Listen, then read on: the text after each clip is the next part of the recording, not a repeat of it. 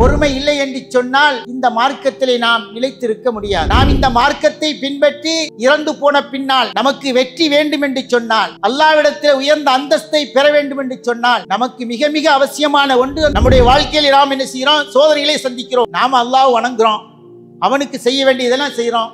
இப்படி இருந்தும் கூட நமக்கு இந்த சோதனை தந்து விட்டானே, அதனால் என்ன செய்யக்கூடாது?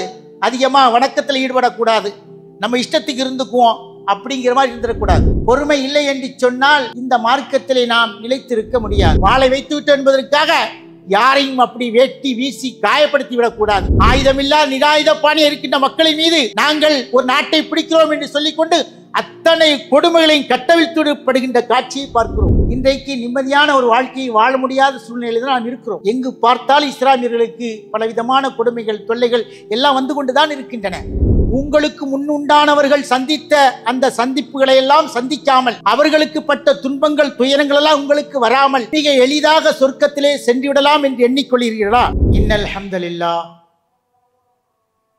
நஹ்மதுஹு வ நஸ்தஈனுஹு வ நஸ்தக்ஃபிருஹு வ நுஅ்மினு பிஹி வ நஊது பில்லாஹி மின் ஷுரூரி அன்ஃபுஸினா வ மின் ஸய்யிஆத்தி அமாலினா.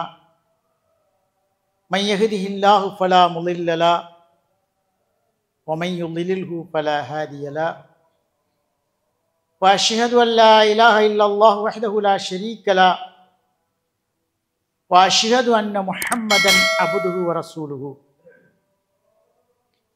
يا ايها الذين امنوا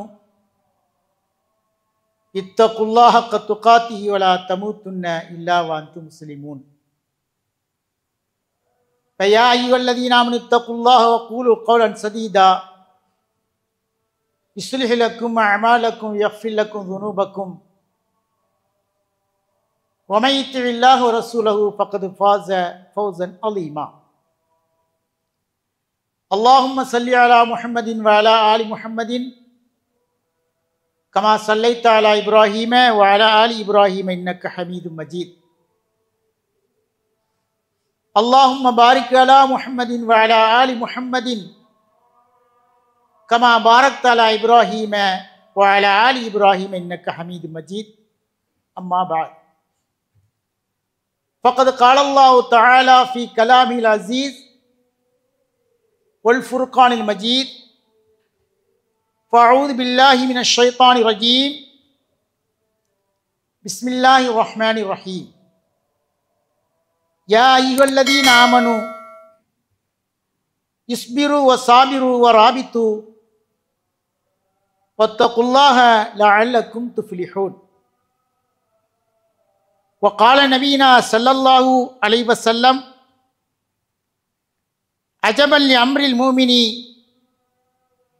إن أمره كله خير وليس ذاك لأحد إلا للمؤمنين. அளவற்ற அருளாளனும் நிகரற்ற நிறைந்த அன்புடையனுமாகிய எல்லாம் வல்ல அல்லாஹ் ஒருவனுக்கே எல்லா புகழும் புகழ்ச்சியும் நிலவட்டுமாக. அவனுடைய கருணையும் அன்பும் உலக தூதர் உத்தம போதகர் நபிகள் நாயகம் ஸல்லல்லாஹு அலைஹி வஸல்லம் அவர்களின் மீதும், அவர்களுடைய வழியை பின்பற்றி வெற்றியடைந்த அவர்களின் குடும்பத்தினர்கள், சஹாபா பெருமக்கள், தாபியின்கள், தபவு தாபியின்கள், உலகத்தில் வாழ்ந்து கொண்டிருக்கிற அனைத்து இஸ்லாமிய பெருமக்களின் மீதும் நிலவட்டுமாக. கண்ணியம் நிறைந்த அல்லாஹுவின் நல்லடியார்களே, அல்லாஹினுடைய புனிதமான இந்த இறை இல்லத்திலே அவன் கடமையாக்கிய ஜும்மாவுடைய தொழுகையை தொழுவதற்காக அமர்ந்திருக்கிறோம். இந்த நல்ல தருணத்திலே இந்த ஜும்மாவுடைய தலைப்பாக அந்நஸ்ரு மஅ ஸப்ர், பொறுமையோடு தான் உதவி இருக்கிறது, பொறுமையோடு இருந்தால் உதவி கிடைக்கும் என்கின்ற தலைப்பு கொடுக்கப்பட்டிருக்கிறது. ஒரு மனிதனுக்கு பலவிதமான குணங்கள் இருந்தாலும் அந்த நல்ல குணங்களிலே மிக அத்தியாவசியமாக தேவைப்படுகிற ஒரு மிகப்பெரிய பண்பு பொறுமை என்கிற பண்பு. இந்த பொறுமை இருந்தால் மட்டும்தான் இந்த மார்க்கத்திலே நாம் நிலைத்து இருக்க முடியும். பொறுமை இல்லை என்று சொன்னால் இந்த மார்க்கத்திலே நாம் நிலைத்திருக்க முடியாது. பொதுவாக உலகத்திலே வாழ்கின்ற நாம் உலக விஷயங்களிலே உயரத்தை எட்டுவதற்கு, தன்னுடைய உத்தியோகத்தை தக்க வைப்பதற்கு, பொருளாதாரத்தை தேடுவதற்கு, இப்படி எந்தெந்த துறைகளில் நான் கால் பதிக்க முயற்சிக்கிறோமோ அத்தனை துறைகளிலும் மனிதனுக்கு மிக அவசியமாக தேவைப்படுகின்ற ஒன்று பொறுமை.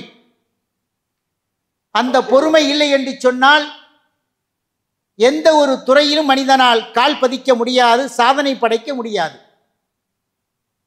அந்த அளவுக்கு முக்கியமாக தேவைப்படுகின்ற ஒன்று இந்த பொறுமை. ஆனால் எவ்வளவு பொறுமையோடு நாம் இந்த உலகத்திலே மிக உயர்ந்த உயரத்தை எட்டினாலும், எவ்வளவு பெரிய சாதனையை நாம் செய்தாலும், அந்த சாதனைகள், அந்த உயரங்கள் அனைத்துமே இந்த உலகத்தோடு முடிந்து போகக்கூடிய ஒன்று. ஆனால் நம்முடைய பொறுமையை நாம் அதிகமாக எதில் காட்ட வேண்டும் என்று சொன்னால், நாம் ஏற்றிருக்கின்ற இந்த மார்க்கத்திலே நிலைத்திருப்பதற்காக, இந்த மார்க்கத்திலே நாம் நம்மை தக்க வைத்துக் கொள்வதற்காக நாம் அதிகமாக முயற்சிகளை மேற்கொள்ள வேண்டும். அதிகமாக பொறுமைகளை நாம் என்ன செய்ய வேண்டும்? மேற்கொள்ள வேண்டும். அல்லாஹு ஜல்ல சுப்ஹானஹு வ தஆலா அந்த பொறுமையில் தான் நமக்கு உதவி வைத்திருக்கிறான். முதலாக நமக்கு வெற்றி வேண்டுமா? நாம் இந்த மார்க்கத்தை பின்பற்றி இறந்து போன பின்னால் நமக்கு வெற்றி வேண்டும் என்று சொன்னால், அல்லாஹ்விடத்தில் உயர்ந்த அந்தஸ்தை பெற வேண்டும் என்று சொன்னால், நமக்கு மிக மிக அவசியமான ஒன்று அந்த பொறுமை. அப்ப அல்லாஹ் தஆலா சொல்லி காட்டுகிறான், யா அய்யுஹல்லதீன ஆமனு, ஈமான் கொண்டவர்களே என்று அல்லாஹ் நம்மை அழைக்கிறான். நாம் எல்லாம் அல்லாஹ்வை நம்பி இருக்கிறோம், அவனுடைய தூதரை நம்பி இருக்கிறோம். அந்த நம்பிக்கையின் அடிப்படையில் தான் இந்த மார்க்கத்திலே நாம் இருக்கிறோம். அப்படி என்று சொன்னால் அல்லாஹ் சொல்கிறான், யா அய்யுஹல்லதீன ஆமனு, ஈமான் கொண்டவர்களே, இஸ்பிரு, நீங்கள் பொறுமையாக இருங்கள். ஓ சாபிரு, பொறுமை கொள்ள செய்யுங்கள். ஓ ராபித்து, இந்த மார்க்கத்தில் நிலைத்து நெல்லுங்கள். ஒத்தகுல்லாஹ லஅல்லக்கும் துஃப்லிஹூன், அல்லாஹ்வை அஞ்சிக் கொள்ளுங்கள். அப்படி அல்லாஹ்வை அஞ்சி நடந்தால் நீங்கள் வெற்றி பெற முடியும். அப்ப அல்லாஹ் நமக்கு இந்த விஷயத்திலே இரண்டு விதமான காரியங்களை சொல்லி காட்டுகிறார். ஒன்று பொறுமை தேவைப்படுகிறது, இன்னொன்று அல்லாஹ்வை முழுமையாக அச்சப்பட வேண்டும். அல்லாஹ்வை அஞ்சக்கூடிய எவரிடத்திலேயும் இந்த பொறுமை அவசியமாக தேவைப்படுகிறது. இந்த மார்க்கத்திலே நான் நிலைத்திருப்பதற்கு மிக மிக தேவையான ஒன்று இந்த பொறுமை. ஏன் அப்படி என்று சொன்னால், இந்த மார்க்கத்தை பின்பற்றியதற்காக அல்லாஹ் தஆலா நமக்கு மிகப்பெரிய பொருளாதாரத்தை தரமாட்டான். நமக்கு இந்த உலகத்தில் விசாலமான வாழ்க்கையை தரமாட்டான். இந்த மார்க்கத்தை ஏற்றதற்காக நமக்கு சோதனைக்கு மேல் சோதனை வரும். இந்த உலகத்திலே நான் இந்த மார்க்கத்தை பின்பற்றி நடப்பதற்கு அதிகமான பொறுமை தேவைப்படுகிறது. ஏனென்று சொன்னால் அதிகமான சோதனைகளை சந்திக்க வேண்டிய சூழ்நிலை நமக்கு வரும். அந்த சோதனைகளை சந்திக்கின்ற பொழுது நாம் துவண்டு போய்விடாமல், மார்க்கத்திலிருந்து பின்வாங்கி விடாமல், இந்த மார்க்கத்தில் நிலைத்திருக்க வேண்டும். ராபித்து, இந்த மார்க்கத்தில் நீங்கள் நிலைத்திருங்கள். எப்படி நிலைத்திருக்க வேண்டும்? பொறுமையை கொண்டு நிலைத்திருக்க வேண்டும். அப்ப பொறுமை என்பது மிக அவசியமான ஒன்று. அப்படி நீங்கள் பொறுமையோடு இருந்து செயல்பட்டால் லஅல்லக்கும் துஃப்லிஹூன், நீங்கள் வெற்றி பெற முடியும் என்று அல்லாஹ் சொல்லி காட்டுகிறான். அப்போ இந்த மார்க்கத்தை பின்பற்றக்கூடிய நாம் மிக மிக தேவைப்படுகின்ற நமக்கு ஒன்று இந்த பொறுமைதான் என்பதை இறைவனின் வசனத்தில் சொல்லி காட்டுகிறான். அடுத்தபடியாக இந்த பொறுமை கொள்ளக்கூடியவர்களுக்கு அல்லாஹ் தஆலா என்ன செய்கிறான்? வெகுமதியை கொடுக்கிறான். மறுமையில் நமக்கு என்ன செய்கிறான்? நம்முடைய கண்ணுக்கு தெரியாமல் நாம் என்ன செய்கிறோம்? சொர்க்கத்தை நம்பி இருக்கிறோம். அந்த சொர்க்கத்திலே என்னென்ன வசதி வாய்ப்புகள் அல்லாஹ் வைத்திருக்கிறான் என்பதையும் திருமறை குர்ஆன் நமக்கு சொல்லி காட்டுகின்றன. அந்த வசதி வாய்ப்புகள் எல்லாம் கூடி அந்த சொர்க்கம் நமக்கு தேவை என்று சொன்னால் நாம் என்ன செய்ய வேண்டுமாம்? பொறுமையா இருக்க வேண்டும். அல்லாஹ் சொல்லி காட்டுகிறான், உலாயிக்க இஜ்ஸௌனல் குர்ஃபத்த பிமா சபரு, அவர்கள் பொறுமையோடு இருந்ததற்காக வேண்டி அவர்களுக்கு உயர்தரமான சொர்க்கத்தை நாம் கொடுக்குகிறோம் என்று சொல்லிவிட்டு அந்த சொர்க்கத்தில் அவர்கள் செய்வார்கள், நிம்மதியை பெறுவார்கள், சுப செய்தியை பெறுவார்கள், அவர்களுக்கு நல்ல வாய்ப்பை அல்லாஹ் தஆலா அந்த சொர்க்கத்திலே வைத்திருக்கிறான் என்று சொல்லி காட்டுகிறான். அப்போ சொர்க்கம் நமக்கு வேண்டும் என்று சொன்னால் இந்த உலகத்திலே இந்த மார்க்கத்தை ஏற்றதற்காக வேண்டி பொறுமை நாம் மேற்கொள்ள வேண்டும். பொறுமை இல்லாமல் இந்த மார்க்கத்தை விட்டு நாம் போய்விட்டோம் என்று சொன்னால் மறுமையிலே நமக்கு எந்த விதமான வெகுமதியும் கிடைக்காது, அல்லாஹ்வுடைய சாபம்தான் நமக்கு கிடைக்கும். அல்லாஹ் தஆலா நம் மீது கோபப்படுவான். நான் உனக்கு உலகத்தில் எல்லா விதமான தந்திருந்தேன், அனைத்தையும் தந்திருந்தேன், என்னை நீ வெறுத்து நீ வாழ்ந்து விட்டாய் என்று சொல்லி அல்லாஹ் தஆலா நமக்கு என்ன செய்வான், மறுமையிலே அவனுடைய வெறுப்பை நமக்கு உண்டாகக்கூடிய நிலைமை ஏற்பட்டுவிடும்.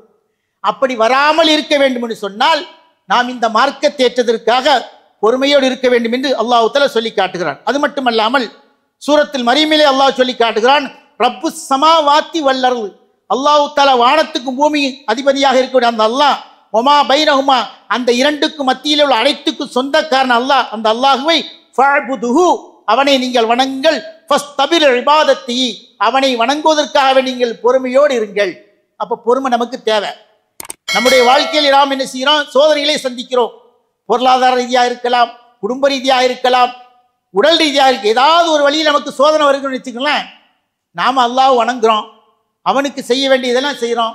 இப்படி இருந்தும் கூட நமக்கு இந்த சோதனை தந்து விட்டானே, அதனால் நின்று செய்யக்கூடாது, அதிகமாக வணக்கத்தில் ஈடுபடக்கூடாது, நம்ம இஷ்டத்துக்கு இருந்துக்குவோம் அப்படிங்கிற மாதிரி இருந்துடக்கூடாது.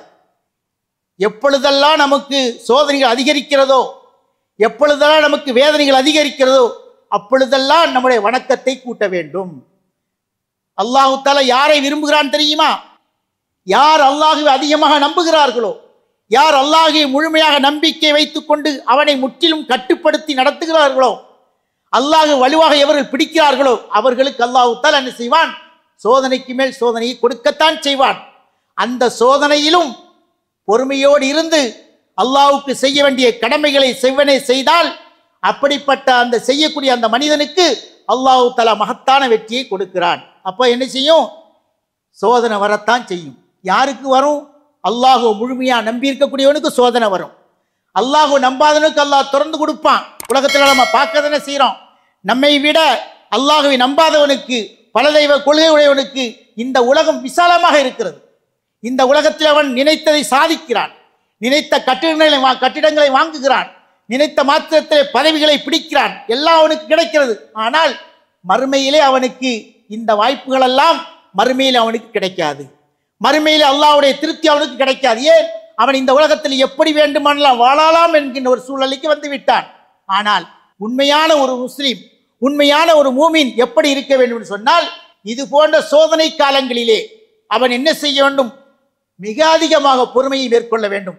அப்படி பொறுமையோடு இருந்தால் மட்டும்தான் அல்லாஹ் தஆலா என்ன செய்வான், அவனுக்கு வெற்றியை கொடுப்பான். அப்ப பொறுமை என்பது நமக்கு மிக அவசியமான ஒன்று. இந்த பொறுமையோடு தான் உலகத்தில் வந்த அத்தனை நபிமார்களும் இருந்தார்கள். உலகத்தில் இந்த மார்க்கத்தை சொல்வதற்காக வந்த அத்தனை நபிமார்கள் எப்படி இருந்தார்கள்? அந்த நபிமார்கள் தன்னுடைய கொள்கையை மக்களுக்கு மத்தியிலே சொல்கின்ற பொழுது யாரும் கம்பளம் விரித்து வரவேற்கவில்லை. யார் அவர்கள் வாருங்கள் வாருங்கள் உங்கள் கொள்கை எங்களுக்கு பிடித்திருக்குன்னு சொல்லி யாரும் வரவேற்கவில்லை. என்ன செய்தார்கள்? அந்த நபிமார்களை கல்லால் அடித்தார்கள், கொலை செய்தார்கள், ஊரை விட்டு கடத்தினார்கள். இப்படி பலவேறு துன்பங்களுக்கு அந்த நபிமார்கள் ஆளாக்கப்பட்டார்கள். அப்படி ஆளாக்கப்பட்டும் கூட எந்த நபியும் தான் கொண்டு வந்த கொள்கையிலிருந்து பின்வாங்கவில்லை. இந்த மக்கள் நம்மளை இப்படி ஏசுகிறார்களே, இப்படி துன்புறுத்துகிறார் என்று சொல்லிக்கொண்டு எந்த மக்களை விட்டும் அந்த நபிமார்கள் ஒதுங்கி ஓடவில்லை, பொறுமையை கையெடுத்தார்கள். இறைவனுக்காக நாம் இந்த உலகத்திலே வந்திருக்கிறோம். அப்ப இறைவனுக்காக வந்திருக்கிற நாம் இந்த கொள்கையிலே எல்லாம் வரும் என்று இறைவனுக்கு சொல்லி தந்திருக்கிறான். ஆகவே நாம் பொறுமையோடு இருந்து தான் சாதிக்க வேண்டும் என்று சொல்லி அத்தனை நபிமார்களும் இந்த உலகத்திலே பொறுமையிலே கையெடுத்தார்கள்.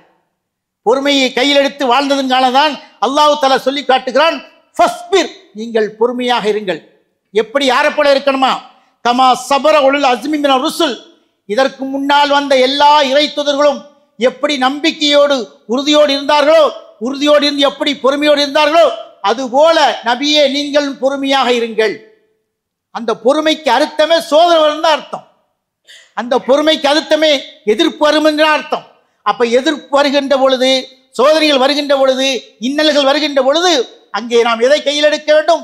பொறுமை எடுக்க வேண்டும். அந்த பொறுமையோடு இருந்தால் மட்டும்தான் அங்கே என்ன செய்யும்? வெற்றி கிடைக்கும் என்று அல்லாஹ் சொல்லுகின்ற பொழுது சொல்கிறான், ஃபலா தஸ்தஜிலஹும், இவர்களுக்காக நீங்கள் அவசரப்படாதீர்கள். பொறுமை தேவை.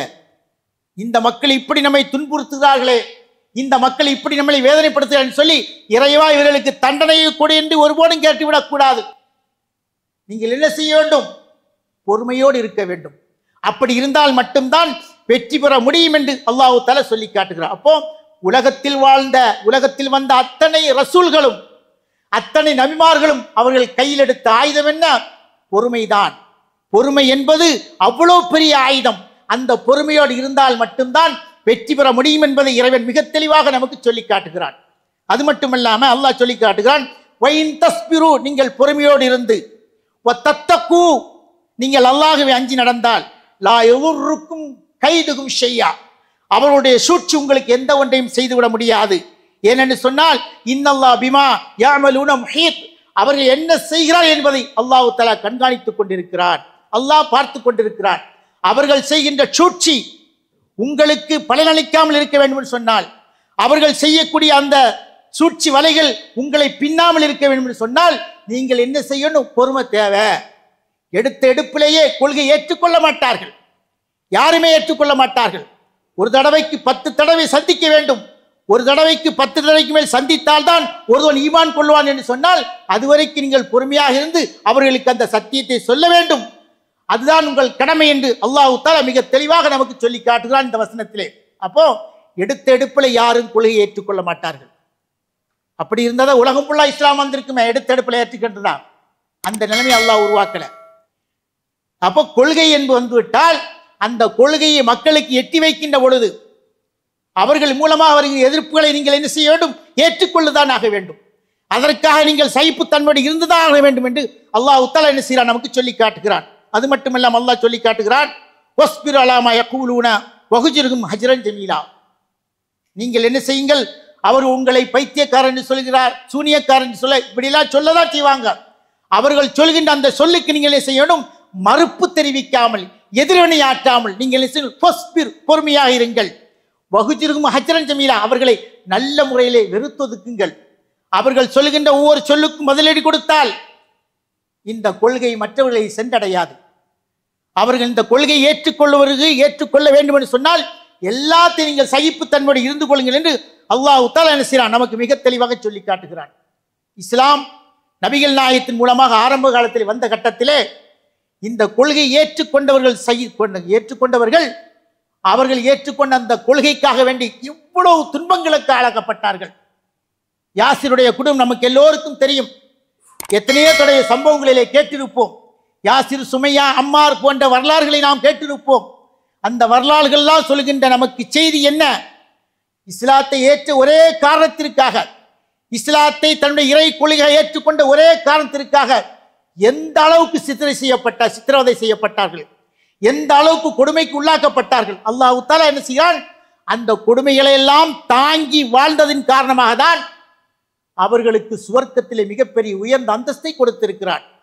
நபிகள் நாயகம் ஸல்லல்லாஹு அலைஹி வஸல்லம் சொல்கிறார்கள், ஒரு சந்தர்ப்பத்திலே சொல்கிறார்கள், யம்ருல் பில் முஅzzபீன ஃபீ ذاتில்லாஹி தஆலா, அல்லாஹ் ஏற்றுக்கொண்ட ஒரே காரணத்திற்காக அவர்கள் வேதனை செய்யப்படுகிறார்கள். ஃபயகுல் லஹு, அவர்களுக்கு சொன்னார்கள், சப்ரன் அலா யாசிர், யாசிருடைய குடும்பமே நீங்கள் பொறுமையோடு இருங்கள் என்று சொல்லிவிட்டு, ஃபைன்ன மௌஇதக்குமுல் ஜன்னah, உங்களுக்கு வாக்களிக்கப்பட்ட அந்த இடம் சொர்க்கம்தான். ஆகவே இவர்கள் அடிக்கிறார்கள், இவர்கள் நம்மை வேதனை செய்கிறார்கள், இவர்கள் நம்மை குத்துகிறார்கள் என்பதற்காக வேண்டி இந்த மார்க்கத்தை விட்டு போய்விடாதீர்கள். அவர்கள் எந்த அளவுக்கு வேதனை தருகிறார்களோ அந்த அளவுக்கு நீங்கள் என்ன செய்யுங்கள்? உங்களுடைய ஈமானை பலப்படுத்திக் கொள்ளுங்கள், உங்களுடைய தக்குவாவை, இறையச்சத்தை மேம்படுத்திக் கொள்ளுங்கள் என்று அல்லாஹுவின் தூதர் நபிகள் நாயகம் ஸல்லல்லாஹு அலைஹி வஸல்லம் அவர்கள் அந்த யாசிருடைய குடும்பத்திற்கு சொல்லப்பட்ட அந்த செய்தியை நாம் பார்க்கிறோம். அவர்கள் 2 கூறாக பிரிக்கப்பட்டார்கள். எல்லாத்தையும் மார்க்கத்திற்காக, உயர்ந்த அந்தஸ்தை பெறுவதற்காக அவர்கள் அந்த அளவுக்கு சகிப்புத்தன்மையோடு இருந்தார்கள்.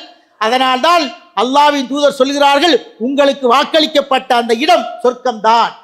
இந்த உலகத்தை நீங்க பார்க்கிறதெல்லாம் அழிஞ்சு போகக்கூடிய ஒன்று. இன்றைக்கு இருக்கும், நாளைக்கு போய்விடும். இன்றைக்கு ஒரு இடத்தில் இருக்கிறது நாளைக்கு கைமாறிவிடும். ஆனால் மறுமையிலே அல்லாஹ் தஆலா உயர்ந்த அந்தஸ்தை வைத்திருக்கிறான். உலகத்திலே யாரும் காணாத, யாரும் பார்க்க முடியாத உயர்ந்த அந்தஸ்தும் உயர்ந்த செல்வாக்கும் உயர்ந்த குணம் கொண்ட மிகப்பெரிய சொர்க்கத்தை வைத்திருக்கிறான். அந்த சொர்க்கம்தான் உங்களுக்கு வாக்களிக்கப்பட்டிருக்கு என்று சொல்லி அல்லாஹ்வின் தூதர் நபிகள் நாயகம் ஸல்லல்லாஹு அலைஹி வஸல்லம் அந்த யாசுடைய குடும்பத்துக்கு சொன்ன செய்தியை நாம் பார்க்கிறோம். அது மட்டும் இல்லாம பொறுமை ரொம்ப அவசியம். எங்க தேவைப்படும் சொன்னா போர்க்களம் என்று வந்துவிட்டால் இஸ்லாம் பல போர்களை சந்தித்திருக்கின்றன. எந்த போரிலும் எதிரியை போட்டு தள்ளுவதல்ல நோக்கம், எந்த போரிலையும் எதிரிகளை தாக்கி அவர்களை கொண்டு விட வேண்டும் என்பதில் நோக்கம். ஒரே நோக்கம் என்ன? போர்க்களத்திலே சந்திக்கிறாயா, அந்த போர்க்களத்திலே எதிரியை தாக்குவதல்ல, நம்முடைய மார்க்கம் ஓங்க வேண்டும். அவர்கள் போட்டுவிட்டால், ஆயுதங்களை போட்டுவிட்டால் நீங்களும் போட்டு விடுங்கள். அவர்கள் ஆயுதத்தை கையெடுத்தால் முடிந்த அளவுக்கு பொறுமையோடு செயல்பட்டு நீங்களே செய்யுங்கள், அந்த போரை சந்தியுங்கள் என்று அல்லாஹ்வின் தூதர் நபிகள் நாயகம் ஸல்லல்லாஹு அலைஹி வஸல்லம் போர்க்களத்தில் கூட பொறுமையை கையாள வேண்டும். யாரை பார்த்தாலும் வெட்டுங்கள் வீட்டுங்கள் என்பதல்ல போர் என்பது. இஸ்லாம் இந்த போரில் கூட ஒரு ஒழுங்குமுறையை கற்றுத்தந்து அங்கே நீங்கள் சகிப்புத்தன்மையை கடைபிடியுங்கள், போரிலே பொறுமையை கடைபிடிங்கள் என்று அல்லாஹ்வின் தூதர் சொல்கின்ற பொழுது சொல்கிறார், ஒன் நஸ்ரு ஃபில் மஆரிக்கில் அஸ்கரி லா யனாலு இல்லா பிஸ்ஸபுர். போர்க்களத்திலே நீ சந்திக்கிறீர்களா, அந்த போர்க்களத்திலே பொறுமையை கொண்டுதான் வெற்றி வைத்திருக்கிறார். பார்த்தவர்கள் எல்லாம் வெட்டி வீழ்த்த வேண்டும் என்று இஸ்லாம் சொல்லவில்லை. அங்கேயும் ஒரு ஒழுங்குமுறை மிக தெளிவாக சொல்லிவிட்டு சொல்கிறார்கள், ஒல் மாரிக்கத்து துஹ்சபு பிஸ்ஸபுர். அதாவது போர்க்களம் என்பது பொறுமையை கொண்டுதான் கணிக்கப்படுகிறது. யார் எப்படி பொறுமையோடு செயல்பட்டார்கள், அந்த பொறுமையை கொண்டுதான் இறைவன் வெற்றி வாய்ப்பை வைத்திருக்கிறான். லா பில் கஸ்ரத்தி வல் அதாத். அதாவது மிகப்பெரிய படைகளை கொண்டோ அல்லது படைகளுடைய எண்ணிக்கையை கொண்டோ அல்லாஹ் வெற்றியை கொடுப்பதில்லை என்று சொல்லி அல்லாஹ் தஆலா திருமறை குர்ஆனிலே சொல்லி காட்டுகிறான், கம்மின் ஃபியத்தின் கலீலத்தின் கலபத்து ஃபியத்தின் கஸீரத்தின் பீதினில்லாஹ். எத்தனையே சிறு படைகள் பெரும் கூட்டத்தை வெற்றி கொண்டிருக்கின்றன. எதன் மூலமாக? அல்லாஹ்வுடைய உதவி மூலமாக. அந்த அல்லாஹ்வுடைய உதவியை கொண்டு வெற்றி பெறுவதற்கு காரணம் அவர்கள் போர்க்களத்திலே பொறுமையை கை கொண்டார்கள் என்று சொல்லிவிட்டு அல்லாஹ்வின் தூதர் சொல்கிறார்கள், இன்னொரு வசனத்திலே சொல்கிறார்கள், வஅலமு அன்னல் ஜன்னத்த தஹத லிலாலி சுயூஃப். நிச்சயமாக சொர்க்கம் என்பது வாளினுடைய நிழலின் கீழே இருக்கிறது. வாள் வைத்திருக்கிறோம், அந்த வாளின் கீழே அல்லாஹ் எதை வைத்திருக்கிறான்? சொர்க்கத்தை வைத்திருக்கிறான். அதுக்கு அர்த்தம் என்ன? வாளை வைத்து விட்டு என்பதற்காக யாரையும் அப்படி வெட்டி வீசி காயப்படுத்தி விடக்கூடாது, கண்டவர்களால் வெட்டி விடக்கூடாது. அங்கே நிதானத்தை கடைபிடிக்க வேண்டும். எதிர்க்க வந்தால் மட்டும்தான் தாக்குதல் பண்ண வேண்டுமே தவிர அவர்கள் எதிர்க்கவில்லை என்று சொன்னால் உங்களுடைய வாளுக்கு நீங்கள் வேலை கொடுக்க கூடாது. ஏனென்று சொன்னால் அந்த வாளுக்கு கீழே தான் அல்லாஹ் சொர்க்கத்தை வைத்துக்கான்னு சொல்லி ஒரு மிகப்பெரிய தத்துவத்தை இந்த உலகத்துக்கு சொல்லி தந்தார்கள் நபிகள் நாயகம் ஸல்லல்லாஹு அலைஹி வஸல்லம். இன்றைக்கு போர்க்களத்தை பார்க்கிறோம். ஒன்றுமில்லாத அப்ராணிகளை, பச்சிளம் குழந்தைகளை, வயோதிகளை, நோயாளிகளை, ஊனமுற்றவர்களை, இப்படி பல்வேறு மக்களை கொன்று குவிக்கின்ற ஒரு காட்சியை பார்க்கிறோம். ஆயுதமில்லா நிராயுத பாணி இருக்கின்ற மக்களின் மீது நாங்கள் ஒரு நாட்டை பிடிக்கிறோம் என்று சொல்லிக்கொண்டு அத்தனை கொடுமைகளையும் கட்டவிழ்த்துப்படுகின்ற காட்சியை பார்க்கிறோம். ஆனா அல்லாஹு ஜல்ல சுப்ஹானஹு வ தஆலா நபிகள் நாயகத்துக்கு எந்த கொள்கையை கொடுத்தானோ அந்த கொள்கையை கொண்டு வந்த நபிகள் நாயகம் ஸல்லல்லாஹு அலைஹி வஸல்லம் அவர்கள் பல போர்களை சந்தித்தும் எந்த போரில் நிதானம் இழக்கவில்லை. எல்லா போரிலும் பொறுமையை கடைபிடித்தார்கள், சகிப்புத்தன்மையை கடைபிடித்தார்கள். அதனால்தான் அல்லாஹு ஜல்ல சுப்ஹானஹு வ தஆலா அவர்களுக்கு உயர்ந்த அந்தஸ்தை கொடுத்தான். அது மட்டுமில்லாம நபிகள் நாயகம் ஸல்லல்லாஹு அலைஹி வஸல்லம் சொல்றாங்க, ஒரு சமுதாயம் இருந்தார்கள். ஒரு சமுதாயம், அவர்கள் இஸ்லாத்தை ஏற்றார்கள். அந்த இஸ்லாத்தை ஏற்ற ஒரு காரணத்திற்காக ஒரு கொடுங்கோல் மன்னன் இருந்தான். அவன் இஸ்லாத்தை ஏற்ற மக்களை எல்லாம் என்ன செய்தான்? மிகப்பெரிய நெருப்பு குண்டத்தை மூட்டி அங்கே தூக்கி தூக்கி போட்டு அவர்களை கொண்டடித்தான். அப்படி கொண்டடித்து ஒன்றா வருகின்ற பொழுது ஒரு பெண்மணி என்ன செய்கிறார்? வருகிறார். அந்த பெண்மணி கர்ப்பமுற்றிருக்கிறாள். அந்த பெண்மணி தான் கடைசியாக நரக குழியிலே, அந்த படுகொலியிலே, நெருப்பு குண்டத்திலே தூக்கி போடப்பட வேண்டும். அந்த பெண்மணி தயங்கி தயங்கி வருகிறாள். எப்படி வருகிறாள்? தயங்கி நம்மளையும் தூக்கி போட்டுருவான, நம்ம வயிற்றில் குழந்தை இருக்குதே, அந்த குழந்தையை பெத்தெடுக்க முடியாத, என்ன ஆகுதோ ஏதாவது என்று பயந்து பயந்து வருகின்ற பொழுது அந்த பெண்ணுடைய வயிற்றிலிருந்த அந்த சிசு சொன்னது, யா உம்மை இஸ்பிரி, என்னுடைய தாயே நீங்கள் பொறுமையாக இருங்கள். ஏனென்று சொன்னால் நீங்கள் என்ன செய்கிறீர்கள்? உண்மையின் கீழ் இருக்கிறீர்கள், ஹக்கின் மீது இருக்கிறீர்கள். ஆகவே இதற்காக நீங்கள் பொறுமை கொள்ளுங்கள், அல்லாஹு தஆலா உங்களுக்கு மகத்தான வெற்றியை தருவான் என்று அந்த வயிற்றில் இருந்த சிசு என்ன செய்தது சொல்லியது. 2 குழந்தைகளிடத்திலே பேசியிருக்க ஒன்று ஈசா அலைஹிஸ்ஸலாத்து வஸ்ஸலாம், அதுக்கு அடுத்தபடியாக இவர்கள் பேசுகிற இந்த வரலாறை நாம் பார்க்கிறோம். அப்படி என்று சொன்னால் இந்த உலகத்திலே எப்படி நாம் வாழ வேண்டும் என்கின்ற அந்த மகத்தான தத்துவத்தை அல்லாஹ் தஆலா சொல்லி காட்ட இறைவன் சொல்கிறான், இன்னமா யுஃபன சாபிரூன உஜ்ரம் பிகைரி ஹிசாப். எவர்கள் பொறுமை கொள்கிறார்களோ அவர்களுக்கு வாக்களிக்கப்பட்ட அந்த நாள் சொர்க்கம்தான். அவர்களுக்கு கணக்கிலடங்காத சொர்க்கத்தை அல்லாஹ் தஆலா கொடுப்பான் என்று அந்த வசனம் நமக்கு மிக தெளிவாக சொல்லி காட்டுகின்றன. ஆகவே அல்லாஹ்வுடைய அன்பான நல்லடியார்களே, இந்த உலகத்திலே நாம் வாழுகின்ற பொழுது, இந்த மார்க்கத்தை பற்றி பிடிக்கின்ற பொழுது பொறுமையை கையாள வேண்டும். அந்த பொறுமை இந்த உலகத்தில் நாம் எப்படி சம்பாதிக்கின்ற பொழுது, பொருளாதாரத்தை ஈட்டுகின்ற பொழுது எப்படி பொறுமையை கொள்கிறோமோ அதுபோல இந்த மார்க்கத்திலும் பொறுமையை கையாள வேண்டும். அப்படிப்பட்ட நல்ல வாய்ப்பினை அல்லாஹ் தஆலா நம் அனைவருக்கும் தர வேண்டும் என பிரார்த்திக்க முடிக்கிறேன். பாரக்கல்லாஹ். அல்ஹம்துலில்லாஹ். எல்லாம் வல்ல அல்லாஹ்வின் நல்லடியார்களே, அல்லாஹு ஜல்ல சுப்ஹானஹு வ தஆலா நமக்கு இந்த மார்க்கத்தில் நிலைத்திருப்பதற்காக அழகான வாய்ப்பாக ஈமானையும் இறை அச்சத்தையும் நமக்கு தந்திருக்கிறார். நாம் இந்த உலகத்திலே வாழுகின்ற காலமெல்லாம் அல்லாஹுவை முழுமையாக நம்பி நாம் வாழ வேண்டும். இந்த மார்க்கத்திற்காக நாம் என்ன தியாகத்துக்கும் நம்மளை தயார்படுத்திக் கொள்ள வேண்டும்.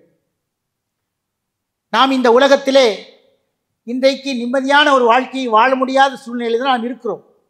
எங்கு பார்த்தால் இஸ்லாமியர்களுக்கு பலவிதமான கொடுமைகள், தொல்லைகள் எல்லாம் வந்து கொண்டுதான் இருக்கின்றன. அப்படி வந்து கொண்டு இருப்பதற்காக வேண்டி இந்த இஸ்லாத்தை விட்டு நாம் என்ன செய்யக்கூடாது, தடம் புரண்டு போய்விடக்கூடாது. என்ன செய்ய வேண்டும், இந்த மார்க்கத்திலே மேலும் நம்ம உறுதியாக இருக்கணும். அல்லாஹ் தஆலா நமக்கு என்ன செய்யறான், திருமறை குர்ஆன்ல நமக்கு சொல்லி காட்டுகிறான், அம் ஹசிபுத்தும் அன் ததுகுலல் ஜன்னத்த, நீங்கள் சொர்க்கத்திலே நுழைந்துடலாம் என்று எண்ணிக்கொண்டீர்களா? உலம்மா ஏத்திக்கும் மசல்வதீன ஹலோமின் கபலிக்கும், உங்களுக்கு முன்னுண்டானவர்கள் சந்தித்த அந்த சந்திப்புகளை எல்லாம் சந்திக்காமல், அவர்களுக்கு பட்ட துன்பங்கள் துயரங்கள் எல்லாம் உங்களுக்கு வராமல் மிக எளிதாக சொர்க்கத்திலே சென்று விடலாம் என்று எண்ணிக்கொள்கிறீர்களா? ஹலோமின் கபலிக்கு மஸ்ஸத்துல் பாசா வல்லர்ராவ், அந்த முன்னுண்டான அந்த சமுதாயம் இஸ்லாத்தை ஏற்றுக்கொண்டதற்காக, இந்த மார்க்கத்திலே தன்னை நிலைத்து கொண்டதற்காக வேண்டி அவர்கள் மிகப்பெரிய சோதனைக்கு உட்படுத்தப்பட்டார்கள். அவர்களுக்கு கஷ்டங்கள், துயரங்கள், துன்பங்கள் எல்லாம் வந்தன. எந்த அளவுக்கு என்று சொன்னால்,